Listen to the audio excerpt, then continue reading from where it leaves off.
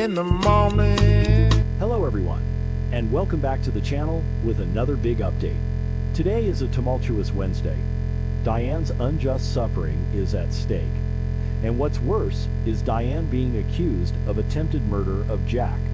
Kyle will turn to Michael, and with his years of experience, he might be able to help Kyle get through this crisis. We have a lot to discuss regarding the chaos unfolding in Genoa right now. So let's get straight to the point, as things are getting incredibly tense. And right now, the absolute center of all this madness is Jack Abbott. He is currently lying in a hospital bed, completely unconscious, hooked up to a million different machines just trying to keep him breathing. His life is hanging by a literal thread after that brutal stabbing at the Abbott mansion. But the real story today isn't just about Jack's critical medical chart. It is about the absolute legal nightmare that Diane Jenkins Abbott has just been thrown into. Because the Genoa City Police Department has serious tunnel vision right now, and they have their sights set squarely on her. So Diane is facing some massive legal trouble, and it is all thanks to Patty Williams and her twisted, psychotic frame job. Patty really did a number on the crime scene, leaving fake diaries, planting fake audio recordings, slicing her own arm to make it look like a struggle. So, let us break down exactly what happened in that interrogation room, because it was incredibly tense, and Diane was fighting for her life in a completely different way. Diane is sitting there at the police station, still covered in the blood of the man she loves, exhausted, traumatized, shaking from the adrenaline of trying to save Jack's life on that dining room floor. And sitting right across from her is Detective James Burrow. He is not giving her an inch. Burrow is hammering her with questions. Relentless. Cold. Just trying to force a confession out of a woman who just watched her husband almost bleed to death. But Diane is standing her ground. She continues to insist on her absolute innocence. She tells Detective Burrow over and over again that Patty Williams did this. That Patty is the one who plunged that knife into Jack. Patty is the monster here. Patty is the fugitive. But Burrow isn't buying it. Not yet anyway. Because he has a star witness who is spinning a very different tale. And that witness is making Diane look like a complete lunatic. Burrow drops a massive bomb on Diane during this interrogation. He points out that Dr. Lawrence Markham is actively defending Patty, which is just insane if you think about it. But Markham is telling the cops a wild story. He is claiming that Diane is the one who lost her mind. Markham is telling Burrow that Diane drugged his drink, that she escaped his supposed medical care in a completely psychotic state. And it gets worse, because Markham is throwing Kyle Abbott under the bus too. Markham claims that Diane drugged him with Kyle's help. He is trying to drag Diane's son into this massive felony. It is a complete fabrication. A total lie designed to save his own skin and back up Patty's delusional narrative. But to the cops, Markham is a respected doctor. He runs a clinic. So his word carries a lot of weight in that interrogation room. But Diane is not going to let her son take the fall for this. No way. Maternal instinct kicks in hard. Diane fiercely defends Kyle to Detective Burrow. She insists that Kyle had absolutely nothing to do with drugging the doctor. She clears his name completely. She makes sure the cops know Kyle is innocent. And then she admits to what she actually did do, because she has nothing to hide on that front. Diane tells Detective Burrow the raw truth. She admits that she drugged Markham, but she says she did it because she had to. She did what was necessary to escape captivity, because she was being held hostage, against her will, by a shady doctor who was working with a known psychopath. It was survival, pure and simple. She had to get back to Jack. But Burrow twists her words. He uses her confession of drugging the doctor as proof that she is dangerous. So Burrow leans in.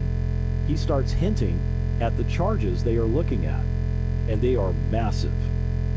He suggests there is enough evidence to hit Diane with 2 counts of attempted murder. 2 counts. Let that sink in. 1 count for trying to kill Jack, and 1 count for drugging and supposedly trying to kill Dr. Markham, it is a staggering threat. Diane is staring down the barrel of a life sentence in prison. And the irony here is just sickening. Years ago, in 2011, Diane faked her own murder. She framed Nikki Newman. She orchestrated a massive lie that sent the whole town into a tailspin. But now the shoe is on the other foot. She is being framed for a murder attempt she didn't commit. Karma is a cruel thing, but this is just wrong. Diane is the victim here, and the cops are completely blind to it. But just when things look their absolute darkest for Diane, the door opens. Enter Michael Baldwin, the legal shark of Genoa City. Michael is stepping in as Diane's lawyer. And thank goodness he did, because Diane was drowning in that interrogation room under Burroughs' pressure. Michael immediately shuts down Burroughs' aggressive questioning. He knows how the GCPD operates. They want a quick close on a high-profile case. Michael demands privacy. He needs the room cleared. He needs to talk to his client alone. So the cops leave, and it is just Michael and Diane in that cold, sterile room. And Michael doesn't pull any punches. He is a defense attorney. He needs the facts. So he looks Diane right in the eyes. And he asks her the hardest question, the most important question. Privately, quietly, did you do this to Jack? It is a fair question. Given Diane's history of deception, Michael has to ask. But Diane breaks down.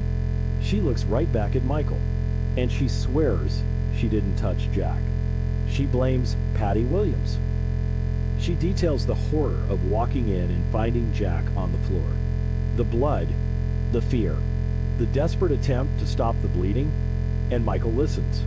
He watches her body language. He hears the raw terror in her voice. And Michael believes her. He really does. Michael Baldwin, a man who has seen every lie in Genoa City, believes Diane Jenkins Abbott is telling the truth. And that changes everything. Because now, Michael has a mission. He plans to do everything in his power to help her. He knows they are up against a mountain of fake evidence. Patty's forged diaries, the fake audio recordings, Dr. Markham's perjured testimony. It is a massive hill to climb. So, Michael goes into full defense mode. He starts formulating a strategy right there in the precinct.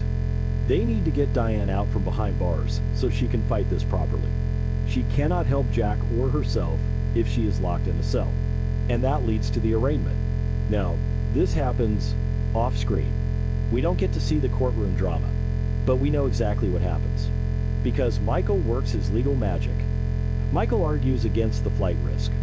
He points out the circumstantial nature of Markham's claims. He fights tooth and nail for his client, and he wins a crucial victory. Michael manages to get Diane out on bail. It is a huge relief. But the fight is far from over. Getting bail is just step one. The charges are still hovering over her head. But Diane doesn't care about the legal fight right now. Not at this exact moment. The second she is granted bail, Diane has only one destination in mind. She doesn't go home to shower. She doesn't change her blood-stained clothes. She uses Michael's connections to cut through the red tape. And she rushes straight to Genoa City Memorial Hospital. She has to see Jack. She has to know he is still breathing. She sprints down those sterile hallways, her heart pounding in her chest. And when she gets to his room, it is heartbreaking. Jack is unconscious, hooked up to monitors, his life hanging by a thread. Diane stands by his bed. She takes his hand. She refuses to leave his side. She is standing guard because she knows the real killer is still out there. Patty Williams is on the loose. And Diane will die before she lets Patty near Jack again. She is a fierce protector now. But let's talk about Patty for a second. Because Patty is having a massive realization of her own. She is out there, hiding, evading the police.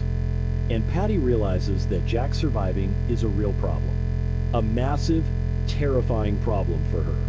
Because if Jack wakes up, he can talk. He can tell the police that Patty was the one holding the knife. He can completely destroy her entire frame job against Diane. So Patty's twisted mind starts racing. She is panicking. The walls are closing in on her. She thought she had solved her problems by stabbing Jack. She thought they would be together in the afterlife.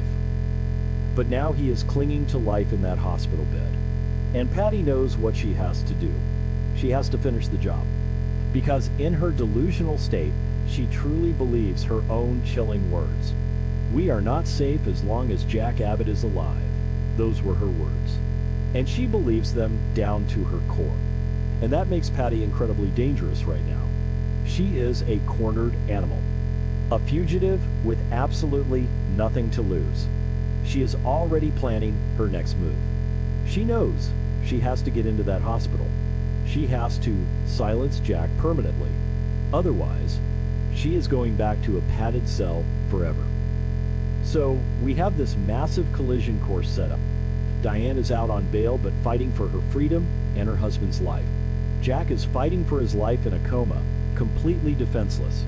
Kyle is burning with rage and wanting revenge. Michael Baldwin is building a massive legal defense to tear down Dr. Markham. And Patty Williams is lurking in the shadows, waiting for her chance to strike again. It is classic soap opera drama.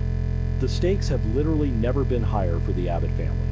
And you have to wonder how Detective Burrow is going to react when the holes in Markham's story start showing. Because Mike gets to rip that doctor apart on the stand. Markham is a coward. And cowards always crack under pressure. Once Markham breaks, Patty's whole narrative falls apart. But until then, Diane has to endure the whispers, the accusations, the threat of 2 counts of attempted murder. It is a heavy burden to carry while sitting next to your dying husband. But Diane is strong.